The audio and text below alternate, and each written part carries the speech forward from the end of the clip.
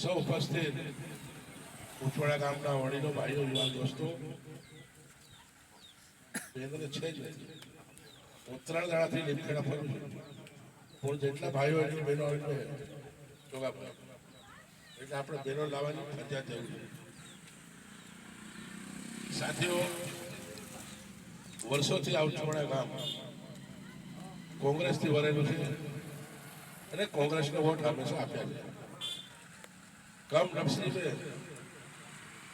થોડું ઘણું મોટું સટું થાય, પરંતુ આ ચૂંટણી મોટામાં મોટી પંચાયતની ચૂંટણી છે.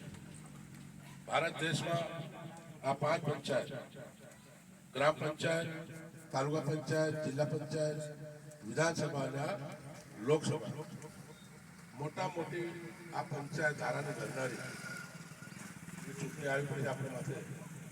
સૌ તારીખ 7/5/2024 ના રોજ હાથના પંજામાં બટન દબાવીને ડોક્ટર પરમાબેન તાવડને આપણે જીતાડવાની છે એવી અપીલ તમારા વચ્ચે મેં કરવા આવ્યા છે. આ વખતે આ પાર્ટી અને કોંગ્રેસ અને 24 પાર્ટી એમ ભેગી થઈ છે આખા દેશની. હાથેડાવાળો હોય, હરિયા ક્રાંતિવાળો હોય, હાથીવાળો નથી. પછી તમારે શિવસેના, અખિલેશ,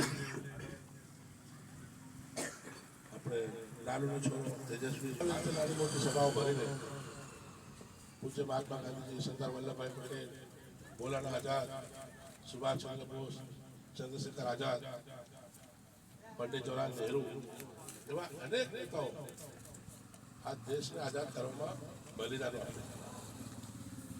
પંડિત જવાહરલાલ નહેરુ 8 વર્ષ જેલમાં એટલા પૂજ્ય મહાત્મા ગાંધીજી 6.5 વર્ષ જેલમાં. કહેવાનો ભાવ કે આ દેશને આઝાદ કરવામાં એટલું બધું બલિદાન